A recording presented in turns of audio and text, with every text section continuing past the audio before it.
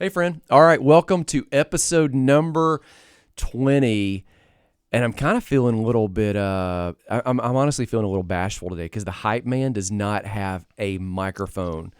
I've got a guest on. Before I get into the guest, we're not even playing the background music yet. I want to give you a couple of notes. Okay, so note number one, we've been dialoguing a little bit about the GY6 project and everything that's going on there. If you will go down to the show notes, I can tell you this. January the 31st, 2026 is the day when we're going to roll that out. It's a live workshop in Birmingham. That is a Saturday. It's going to be a 9 to 3. We'll feed you. You'll actually even get Chewies. They are providing the lunch. It's going to be in the Vestavia area. All of the details below. All of that is rolling towards here's the second link that's down there, the Be the One 5K for suicide prevention. Now, that's an issue I believe that's related somewhat to post-traumatic stress, even more related to moral injury. We've dialogued about that on several podcast episodes here. So I'm just going to skip on through. I would love for you to follow those links, come out, and join us. All right, I'm in the studio. John is here at Revocation Radio doing all the stuff. Cue the music, John. Roll it. Okay, so today I've got my friend Randy Pardue here. Randy is hey, Randy, how would you classify yourself? Because I was going to say a pastor. That's not, it's partially true. And then I was going to say a business coach. That's only partially true. And then I was going to say, what would you say? You know, I have this new phrase I'm going to use, so first time I'll throw it out there. I'm a cultural architect.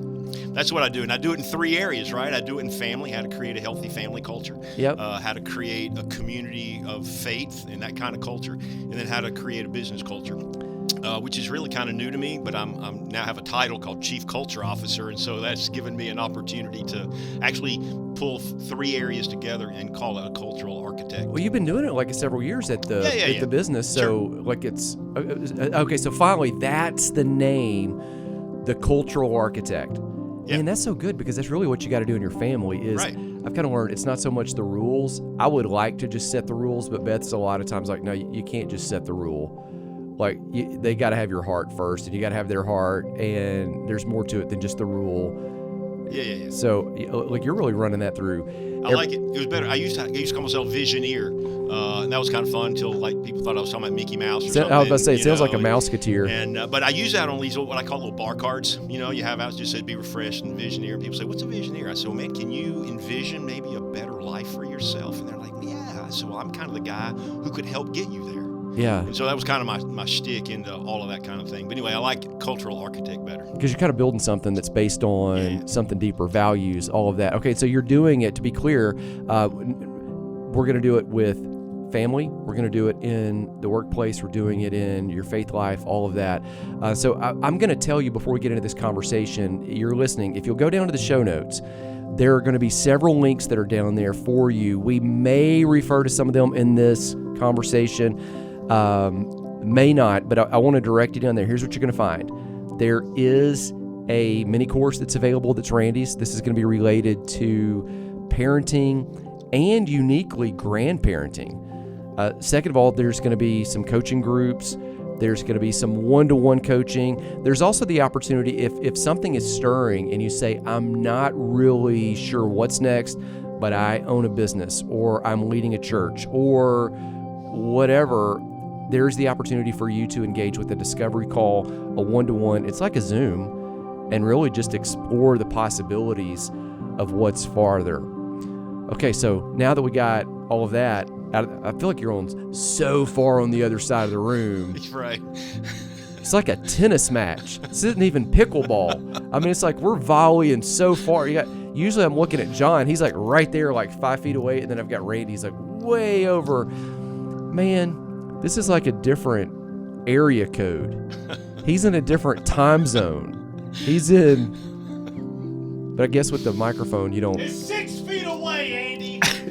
6 feet. What's so funny? You're yelling in this room, and nobody could probably even barely hear it. Like just a little bit of a. Okay, so Randy, let's dialogue about this. Yep.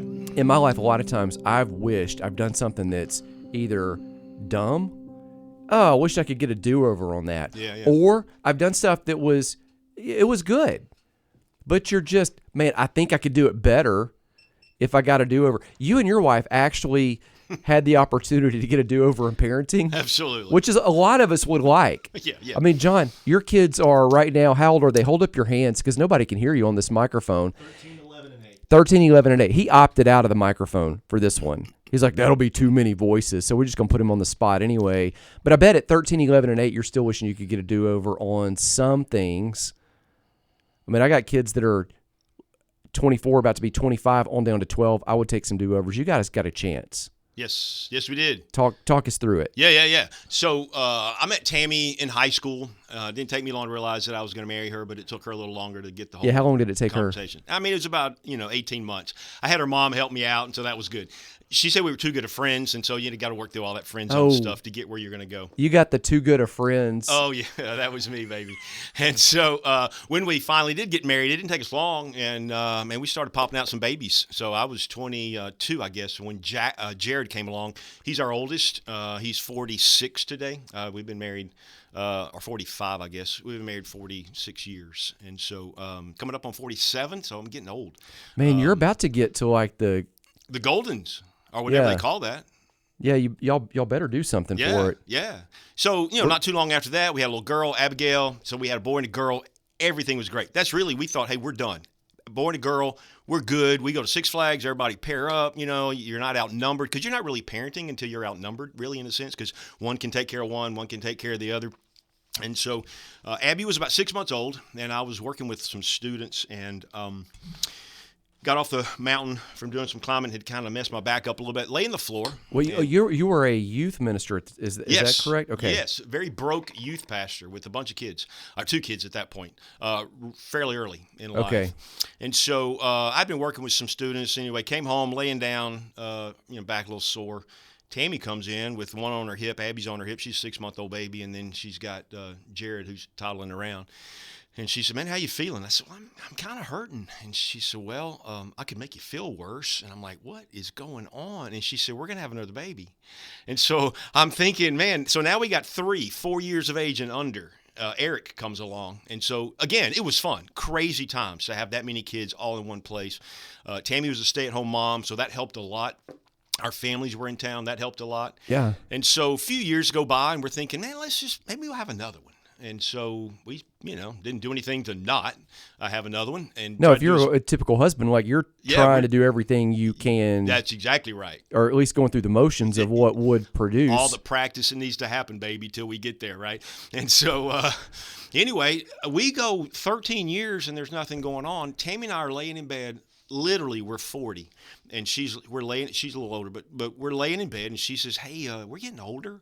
You probably ought to get fixed. Well, that word cued me in pretty quick in a defensive posture. Well, you get fixed. When you get older, like...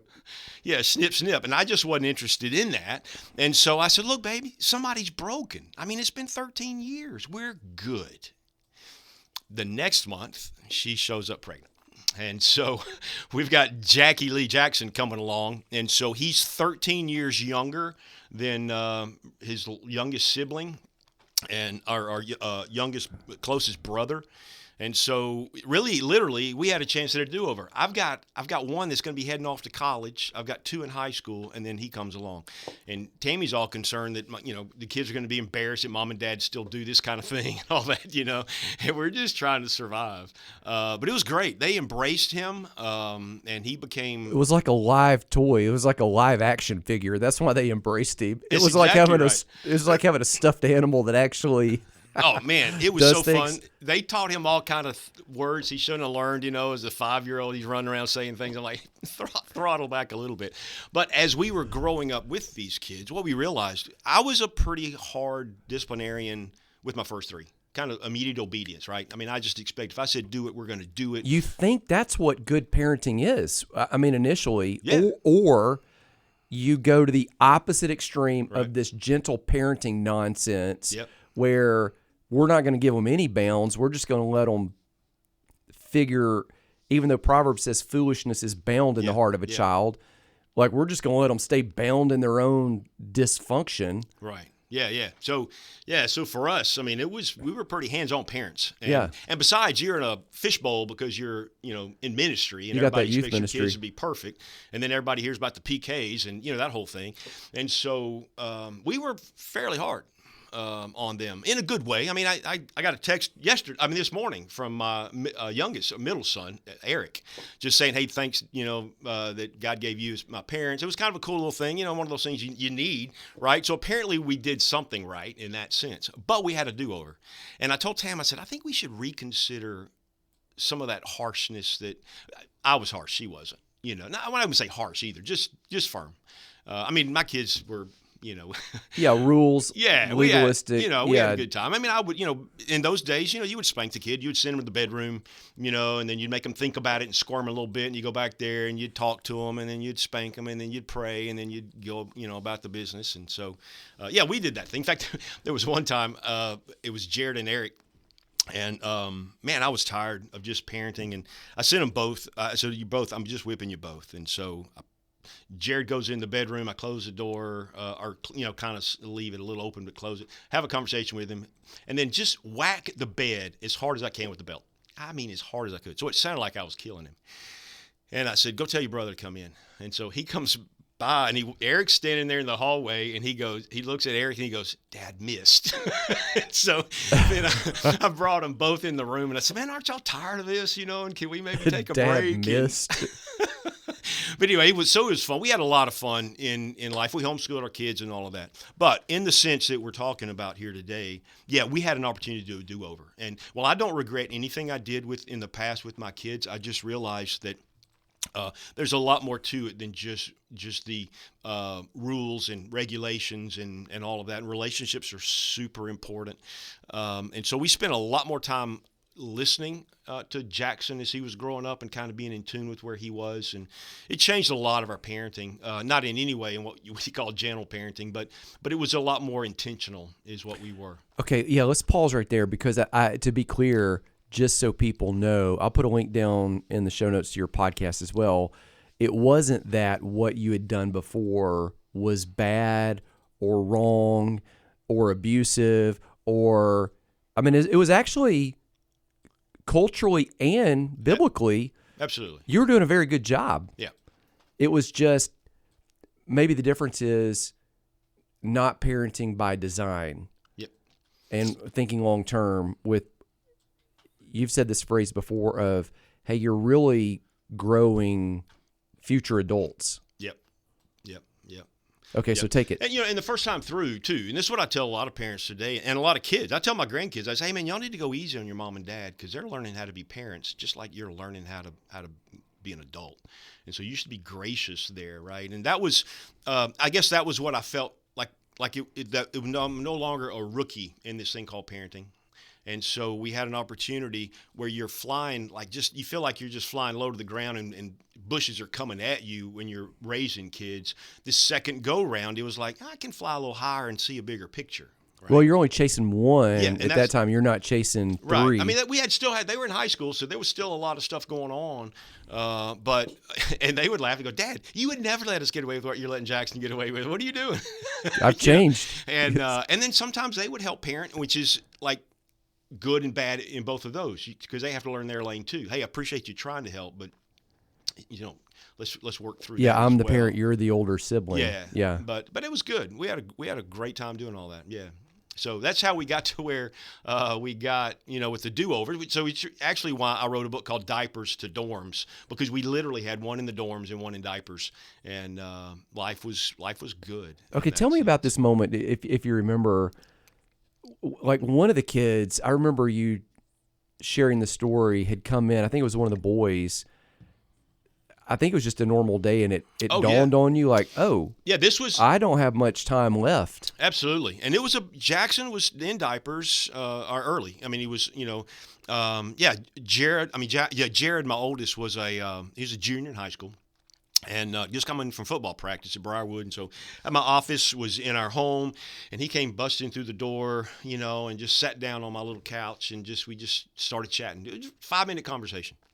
And got up, love you, Dad, and bounced out of there. And for whatever melancholy moment I had, I'm like, man, how many more days is he going to come in here and do this? And there's so much that I wish that I had taught him.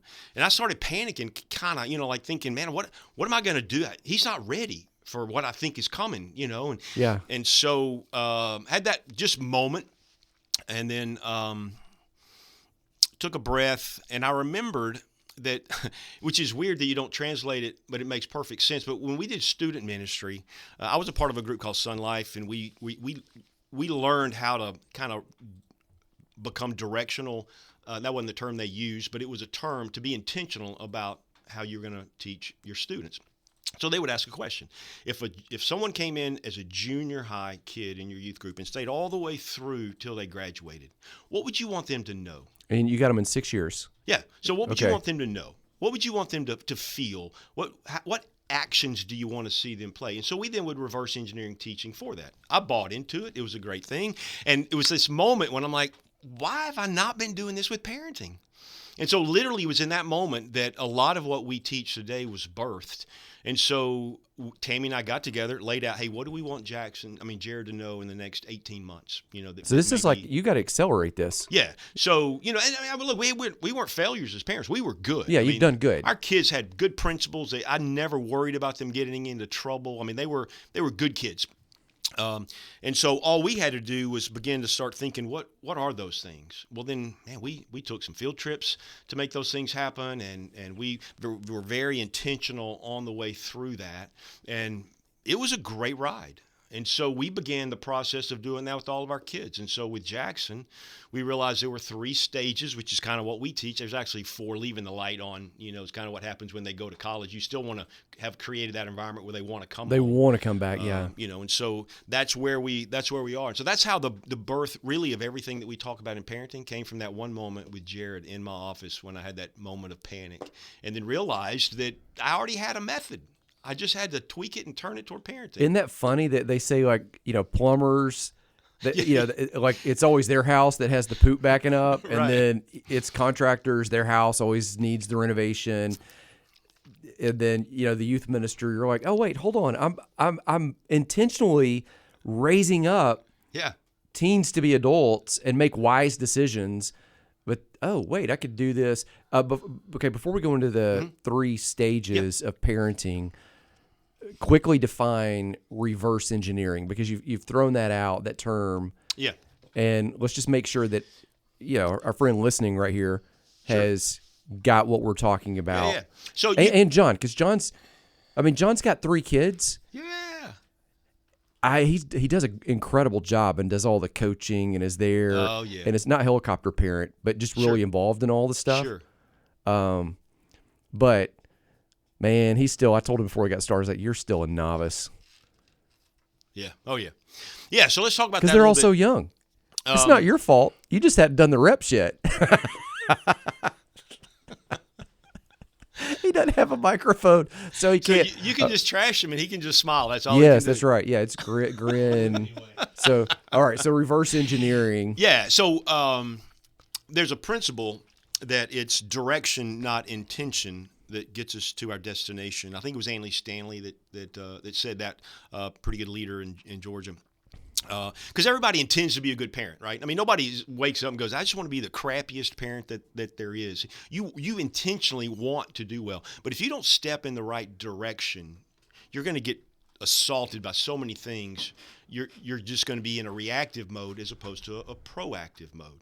And so what we talk about here in parenting in this reverse engineering is nothing that doesn't happen in normal life. You want to build a house, you envision the end product. You look at what it looks like, and then you just create steps in reverse and build bridges that will get you to that area. And so that's all we're doing in parenting. And so start with the end in mind. Absolutely. Okay. And so what we do and what we teach, now for Jared, it was like, hey, he's going to be heading to college in 18 months. What are the things I should anticipate, and what should he be able to do at 18? At 18 when he has a college in those 18 months, right? But then we could slow down and do it the other way. And so what we've done is broken it up into 3 stages, and I'll explain it in just a minute. Yeah. But we have what we call a discipline phase, 0 to 5. We have a training phase, 6-year-old to 12, and then we have a coaching phase, 13 to 18, and then we have like leave the light on, that kind of thing. But so what we're doing is envisioning. So my youngest Jackson, he's got a baby that's a year and a half now, and he's got one on the way. He'll be born in May. So he's starting that process. So we're having great conversation, and it's a lot of fun. So we're like, what do you want Jameson, who's his youngest, to look like when he heads off to K-5, right? Like what truths do you want him to know? Do you want him to be respectful to the teacher? Do you want him to be obedient? Do you want to know how to play with friends, right? How to own his life, all of those little things. And so you start thinking, what values do they need to know? Like the golden rule is a pretty essential value, right? Obeying your parents, another great thought and value. What attitude do you want them to have? And then what actions would you like to see? Because everything flows in that way, and we can talk about that whenever we want to, but that's how you look at the future. What a man thinks in his heart, so is he. And so there's every thought will lead to an attitude. Every attitude's a windshield through which we see life, and every attitude will have its set of actions. Man, I should be like making little quote cards out of all these. So if you don't like the action that your kids have, it's a thought process, but you got to determine the attitude, and then why that attitude's there is because they have a wrong thought, right? And so this is kind of what we teach in all of parenting. So it sounds like you're going back to, I know I just interrupted you. No, it's fine. Kind of dealing with root issues internally, mindset and all of that, not just, I know when I'm not hitting it right on parenting, I tend to see all of the fruit issues, like the actions, they left this, they didn't do that, they said this, they reacted this way, they were, instead of like, oh, what's going on deeper inside. Right. And that was the difference between raising my first three and raising Jackson, right? Okay. The first three, I'm just looking at the fruit and going, I'm going to fix that. Yeah. I'll ground them, or I'll spank them, or I'll take lecture that them, away, or I'll, whatever. And then you realize there's something deeper going on. Right. And so that action is a result of an attitude, and that attitude is a result of a faulty thought process. Sometimes I found out the deeper is like they didn't even know because I never told them. I just assumed. I thought, and you forget like, oh, this is their first. Yeah. This is We're all rookies the here, next man. time they're a kid will be the second time. This is the first time that they have been. Yeah. That's right. Yeah. So that's how this thing works. Okay. And so, and then once we create those, what we want, we begin to reverse engineer it and go, then what needs to happen here in order to get him there? How will we teach that value? How will we create that attitude? How will we determine what actions they ought to possess when they get down the road, right? And so, and it can seem overwhelming when you put it on paper, because it's like now you created almost a life description, job description, and somebody's got to perform that. And so how do you get all of that into kids? And so that's where we have what we call a flow understanding of things. Because I want parents to know that you don't have to all of a sudden create a curriculum and spend, 3 hours a day doing this stuff. You just have to go with whatever flow that you're going through. Like right now, John, he's got sports out the wazoo. And, so how are you going to do that? Well, there's carpool time. There's that going and coming. There's all of the different ways in which you can learn how to create moments where you can do those things. All right. I want to do a whole slowdown on the flow.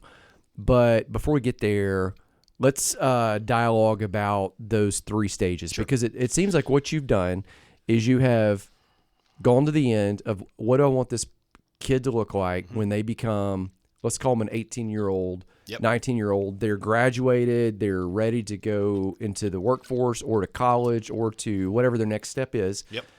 And so what do I want that person to look like? And you've got it broken down into saying between 0 and 18, there are three distinct stages of life, and all of those stages are different. Yeah. The kid's different, and that means your role as a parent is different, because you can't parent like, my youngest, Salter, is right now he's 12. Because all of his siblings are older, he's like 12 going on 35. Yeah. But I can't parent him the same as I can the 20-year-olds. Exactly right. It's very okay. So let's back up and let's talk about the first stage. You said is 0 to 5. Yep. The second stage, 6 to 12. Yep. The third stage, 13 plus. That's right. So each of these stages are approximately 5 to 6 years. Yeah, and it's like life. If you didn't do what should have been done at the front end, you now have to catch up. Yeah, because it's there, right? But so wherever you jump into the stream, so let's say you're listening to this and you've got a fifth grader, great. You're going to want to hear the discipline phase and look at it and say, how can I help them get that? Like, is it too late for that? Right. And it's not, because people think of discipline as punishment, and that's in no way what discipline is. Discipline is training. It's teaching them self-control. Isn't that weird? Because we look at adults, and when they have their stuff together, yeah, you go, oh, that's a really disciplined guy, right, or gal. Yep. They keep up with their schedule. They've got a regiment. They've got a routine. They know what they're doing. Okay, so. Yep. Tell us about discipline. Yeah, so it's about self-control. We want them to understand how to control themselves, right? That's the goal, not for us to do it. Now, obviously, you have to at this point. You know, you got 0 to 5-year-old, and they're simple things like they're laying on the bed. You're trying to change a diaper. If you've ever done that, it's a nightmare, right? Legs are kicking, peas flying everywhere. If it's a guy, right, and you're just trying to get that diaper on. Yeah, they're like little sprinklers, man. It's just stuff going right? everywhere. And so you want them to be still, and so you squeeze the knee just a little bit and say no, right? And then usually, if you're good with that, they'll begin to settle down. Because kids appreciate a modicum of control, their security in that, right? And so it's little things. We're not talking about anything big, just those things. It's like, hey, don't touch that stove; it's pretty hot, right? And then they either learn by example, by trial and error, or they've learned. But at some point, you want them to control themselves, so that you're not walking through Walmart or Target or one of those places, and the kids just pitching a fit because you said, no, we're not going to look at those toys today, right? And that's every mom and dad's nightmare, is that whole, for most, or at least it should be, that your kid's screaming out and the whole place is looking at it. That's in some way a failure of learning how to help that child understand self-control. Yeah. Now, I'm not talking about a 18-week-old. Or 18-month-old. No, you got 5 years to do this. Yeah, right. And so we're just saying that's kind of where we are. And so getting them to be disciplined. We would do things like, it was easier in our first set was growing up because you didn't have phones and gadgets and, you could sit them in front of a TV and look at stuff. We didn't have a lot of that thing. But sometimes we would just make our kids sit on the sofa for no reason other than we just want to learn how to sit. Right, man, you'd see Abby, her legs be over the seat, trying to figure out what to do. And that was okay. But she's on that couch. Yeah, you're on the couch and we're not talking. We're just sitting there. If you want to read a book, you can read a book. Right. And so it may felt like punishment to them, but it was kind of training just to teach them how to sit still and No, man, we've got friends whose kids, you go out to eat. Oh. We won't even go out to eat with them because the kid can't stay in the seat. Yeah. They're running around. Right. And it's not the cute once every now and then going to say hello or so. It's like that's what they do. Exactly. They have no. This sounds like you're building a foundation for self-control. And that's all we're doing. That's the whole goal. So if you just think that's really simple, that's all we're doing there. Kids, like adults, crave two things, right? Attention and control. That's kids want to be controlled. They want to control you. Right? So they understand that concept. So let's learn how to have some self-control, right? And so one of the tools that we teach really is what we call PT. It's called parent time, really. Because, one of the things that happens, especially with stay-at-home mom and everything else, they can't get things done because the kid's just all up underneath them and everything else. And so you say, hey, listen, give me 10 minutes, and then I'm going to ask you what you want to do, and then we're going to do whatever you want to do. Right? So you've done two things. Oh. You've given them attention. You say, I'm going to give you 10 minutes. In just a minute, we're going to play. And you get to decide what we play. You've given them both attention and control. And that fed that very basic need that they have. And so you're training them that there's a time and a place. You're going to learn how to do this. But, hey, there's times mom got busy things to do or dad's got some stuff to do and I can't do it right now. It's a simple little step. I'm telling you, it's monumental when you start doing it. You've also killed that instant gratification. Exactly. In that, sometimes I got to wait for a minute. Yeah. And then I still get, okay. Yeah, what so else? it's just, it's a crazy concept in that area. And that's what we're after in this discipline phase. That's it. So you want them, and to be disciplined, to be self-controlled means that you're not going to overtalk as they get closer to that K-5 age. If your kid's just a little chatty Cathy and that, you're just like, I didn't mean that in a gender-specific way, but whatever. I guess you could have Chatty Charlie. But at some point you want to go, hey, maybe you want to learn how to not talk all the time, right? I mean, those are the things, because when they get into kindergarten and they don't know how to shut up, that's on you. You should have disciplined your kids to know when's appropriate, and that's why that attention and control kind of helps them learn how to do that. But I was taught by an old guy. Samson was his name. He lived down in South Florida. We were doing camp, and we were doing horses, and I was talking about breaking horses. He said, down here in South Alabama, we don't do it that way. He said, you can wait till they're that age and jump on them and get bumped around. But he said, we put our colts on short leashes and slowly let it out over time, and then put them back on the short and let them out over time. He said, we never have to break them. And I thought, man, what a powerful form of parenting that is. So we want that leash short in very this close, 0 to 5 year, right? Don't let them get away with a lot, because in the future they'll learn how to be unleashed, and it won't be chaotic. And so anyway, those are the kind of things that I think are helpful for parents to understand, because you're zeroing on one thing: discipline. That's it. Now, unless you got any questions, we can jump to the training, or what you want. I think John's got a lot of questions, but he doesn't have a microphone. So I'm out of this stage. So we're going to go to stage 2. Yeah, man, come on. That's the training phase. And this is where it gets fun. This is where I do need to link a video, though, because I think friend listening here is going to have questions. Sure. Because what you've done is you've made parenting sound very simple, and it gives a very good framework. Oh yeah. But unless people have gone through it a couple times, okay, got it. Yep. That's where. So because you've got these stages, and then you've got, okay, what am I trying to achieve? What's my role? So if they're disciplined, okay, I'm training them, yep. right? Yep.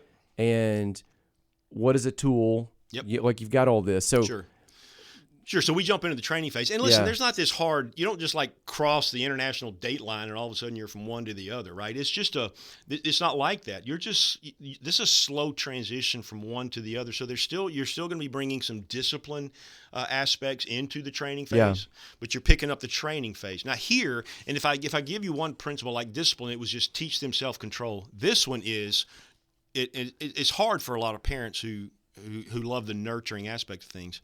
Don't do anything for your kid that they can do for themselves. Oh, right? So give me an example. Well, hey, it's easier and faster if I tie their shoe before they head out the door, or if these days you got Velcro stuff. But listen, they need to do that, right? And it'd be easy for mom to make the bed when you leave, but no, they need to learn how to make the bed, right? Now, obviously, maybe a 6-year-old can't do that. I happen to believe that they can, and I think we teach our kids to do hard things. And we had our little kids doing laundry. There you go.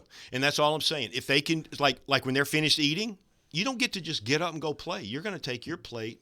I know these sound like old school parenting things, but the thought is this: don't do anything for your kid that they could do for themselves. Okay, so go back to the dinner thing. If you go back to that discipline phase, and you've taught them, hey, we sit here until everybody's done. Yep. Or we don't start eating until everybody's served and is at the table. Exactly. Okay, well then you get a little older. I can see how it starts stacking, because it's like, no, Chief. You take your own dishes to the table or to the kitchen sink, or you load them, or you. Yeah, absolutely. Okay, so you're stacking skill on skill. But we break it down to over time. But we break it down to something simple, right? I mean, you look at your living room and it's a wreck. Legos are everywhere and all that kind of thing. Well, that's on you. One, maybe the discipline thing didn't catch up, but this will. You don't go pick that stuff up. You're going to teach them how to do it. Now, sometimes they're not going to want to do that. And so we have a couple of things that we use. They're simple words. I mean, it's like when, then. Like, hey, when you pick up those Legos, well, then you can go outside and play. I know, I understand. And when you do this, well, then you can. I know, but all my friends, I know, I understand. Perfect. Get started right now. Yeah. Then you can do that. And then they do it again. You go, hey, listen, either you pick the toys up, or you're not ever going to go play with your kids ever in the history of your life. I mean, you don't really go that far, but you know what I'm saying? Then it's an either or, right? So when then first, a couple helpful. When thens, yeah. Yeah, because they understand. I get to control whether I go outside or not. I just have to be disciplined first, right? I mean, this is back to what you're all saying. of these they want things control. tie together. Yeah. So it's just like, hey, when you do what you should have done, well, then you can go, man. But then if it keeps up, it's like, hey, either that's kind of that you're kind of bringing the hammer down a little bit. Hey, either you do it, or you're not going out today. See, that's where I made the error, because I would want to go straight to the either or. It's like, right. You either do this or boom. Yeah.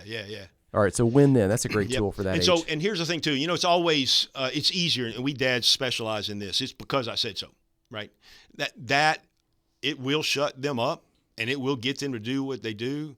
But you didn't give them the reason for why they ought to do what they do, and they need the reason, right? They're learning, man, and it's hard, but you have to give the why. Because we're teaching them to do what they ought to be able to do. But if they don't know what that is, this is what happens. So we had a kid, and I would want these kids to make up their bed, and I would say, make up your bed, make it up. Yep. I skip the when thens and all that, and eventually gets to why. It's like, well, because I said so. Right. Okay, so finally, Beth is way better at doing like what you've said. Uh-huh. And she told, got a boy and a girl. They're about the same age, same grade. And she told both of them, well, hey, first of all, it looks better, but you know how you always get all these allergies? And both of them do. And if you leave your bed unmade, all this dust and everything else gets in the bed. Like, that might have something to do with it. I don't know. I mean, I guarantee you what happened after that. Yeah. Both those kids, boom, making up that bed. Yeah, for sure. Because she'd attached it to not just it looks better, or because we said so, or because we prefer it, but like there's a real, you're making me think of a lot. Okay. Yeah. So in this phase, when we get those things all syncing, we're teaching them things, right? We're wanting them to learn. We're training them. So we want to train them in being responsible. That's why they make the bed, right? Because, hey, listen, you shouldn't expect anybody else to do that for you. Why would you think your mom should do that? Why would that not be your job, right? Your mom's making her bed, or I'm making it, or whatever, then you should too. So we want to teach them responsibility. And so you give them, chores, whatever you want to call them, just some assignments, right? Hey, I need you to go do that. And here's why, right?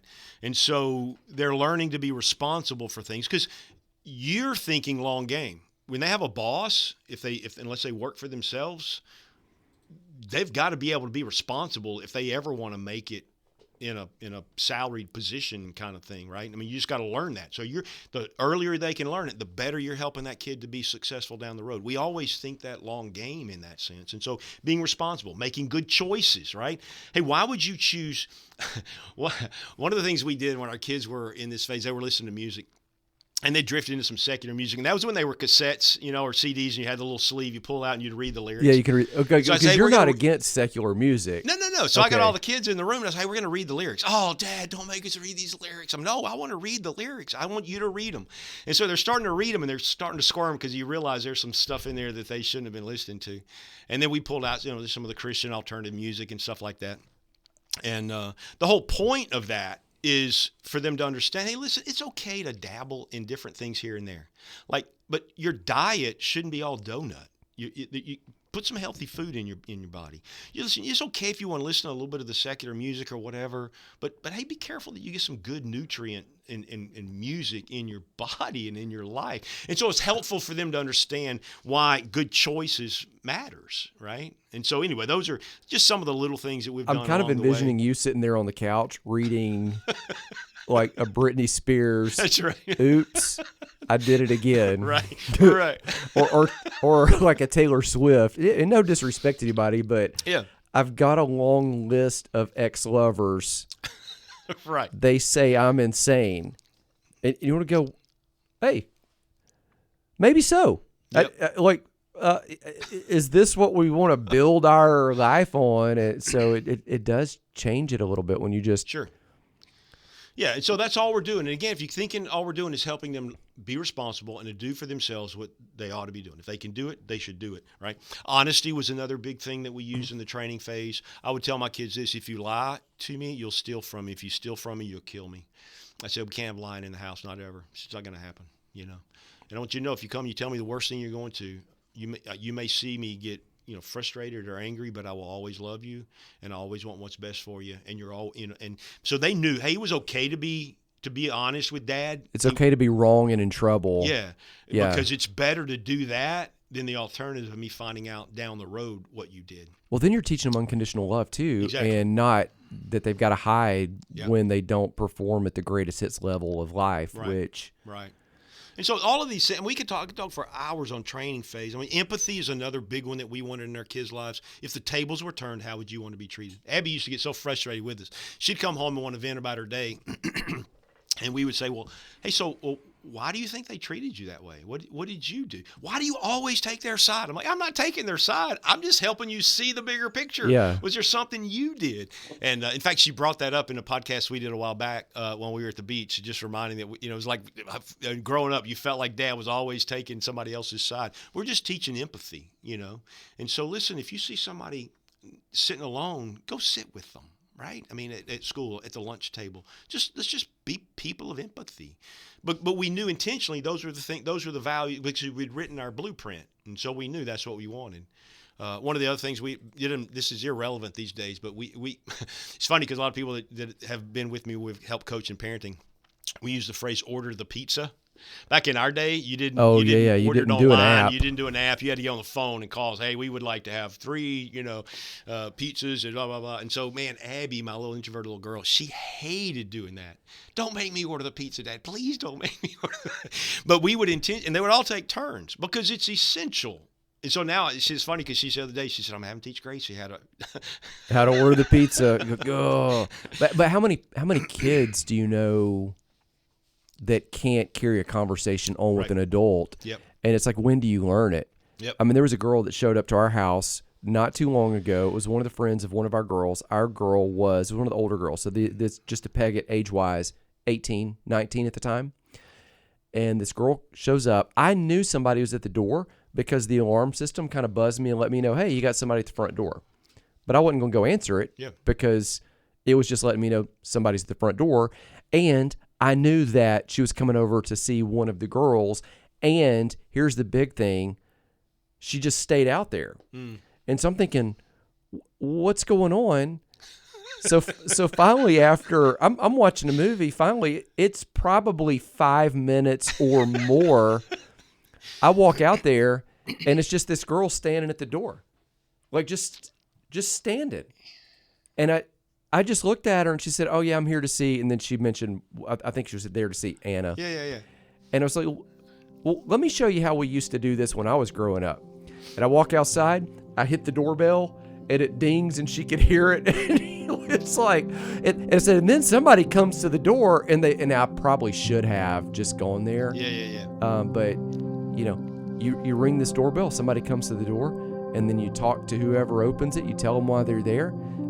All of this. Do you remember growing up and you call the phone? It's a landline. Yeah, absolutely. You got to talk to the person's parent first. Yep. Or if somebody calls your house, you might have to answer the phone. And it's missed in that today you've got kids that are 18, 19 that cannot look you in the eye and have a conversation. Exactly. And it goes back to like what you're saying, that, man, the time they really learn that is when it's in that 6 to 12. Absolutely. It's back to that training phase. And it's back to like, what was your mantra? Don't do for them what they can do for themselves. Yeah. So if they can have that conversation or order get up there. I make Salter order his food when it's just me and him at a fast food or something. Yeah, Sure. You order it. You tell him. Absolutely. Here, you pay. We'll give you some money. You pay. Yep. Yeah, it's crucial. So crucial. All right, carry on. No, I mean that's kind of the issue. At this point, we're introducing principles in life and the old, mantras like "Show me your friends and I'll show you your future." The choices you make today are the realities you live with tomorrow.